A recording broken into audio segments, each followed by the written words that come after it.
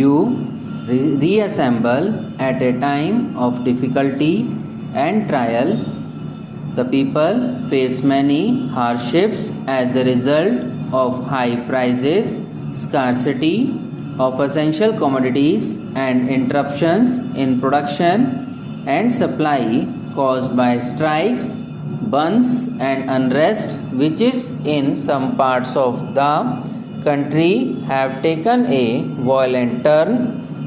The international oil crisis has cast an uneasy shadow on the economy. These unforeseen events have undoubtedly slowed down the pace of our social and economic development. In this situation, the people's mood is one of understandable anxiety. I have deep sympathy with the people, particularly the poor sections who have had to suffer. Seldom has a country faced such gigantic problems in quick succession year after year as we have them in the 3 years. It has been a continuous testing of the nation's mettle. The nation has survived these difficulties and has not allowed them to come in the way of its basic endeavors towards development. This is no mean achievement and should not be ignored, even though positive aspects are apt to be overlooked in difficult times. There have been a number of welcome developments. One of these is the manner in which the people of Andhra Pradesh have solved the problem of intra-regional tensions which only a year ago appeared insolvable. I congratulate all sections of the people of that state on the wisdom and spirit of accommodation which they displayed. The 6-point formula which has been evolved should lead to fuller integration to the accelerated development of the backward areas of the state. Two other hopeful trends in the economic sphere: the rise in export earning and the improvement in the performance of public undertakings. Until about 2 years ago, the low rate of growth of our exports was a cause for considerable anxiety. However, since 2006-7, there has been a marked price improvement. In that year, our exports increased by 22%. In the first 8 months of 2008-9, despite a variety of constraints, exports have increased by 20%. We are confident with a greater national effort, exports can be pushed up substantially. Only about 2 years ago, the continuing losses of our public enterprises were a cause for concern. It is therefore a matter of satisfaction that consequent to a number of measures taken by government, public undertaking have increased their production. The rise in prices and scarcity of food articles, particularly in deficit states, is of prime concern to the people and the government. The expectation that the good Kharif harvest of 2007 would help to stabilize prices has not materialized. Partly this is due to the internal inflationary situations.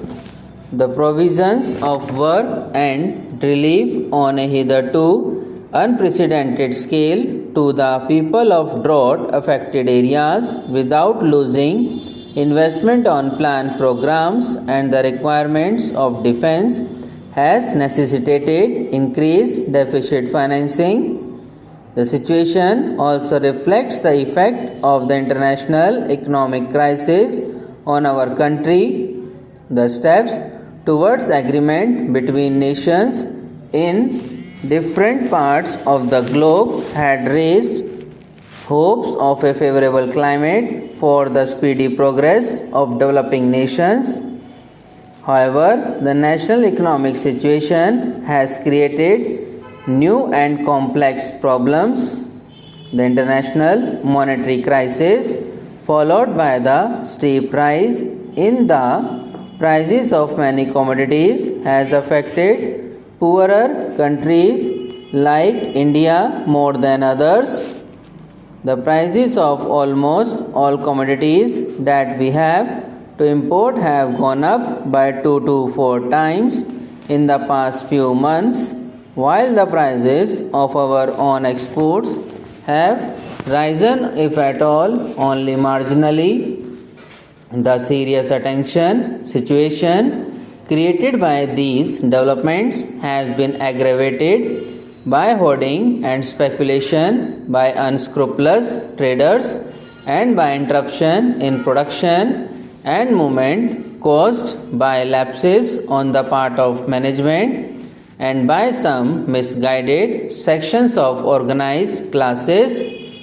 Stocks are also being hoarded by producers and affluent consumers. All these sections of our people must realize that they cannot survive unless the nation as a whole survives. Resort to violence and bound has only worsens the situation. The poor suffer the most.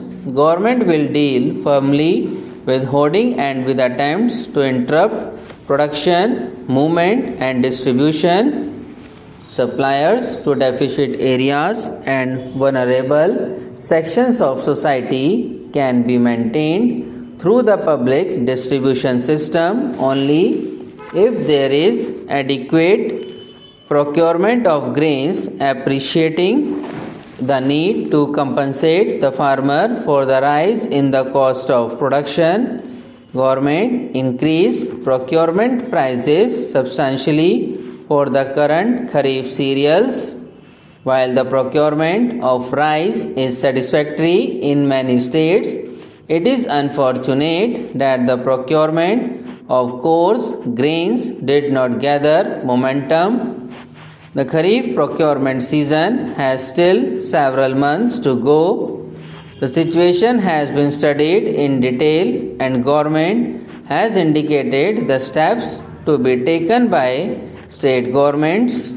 This year's experience in procurement and distribution will be fully considered in taking corrective action for the coming Rabi season.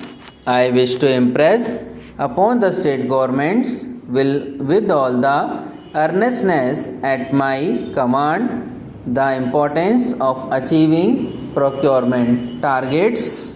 Subscribe now and press the bell icon. Never miss an update.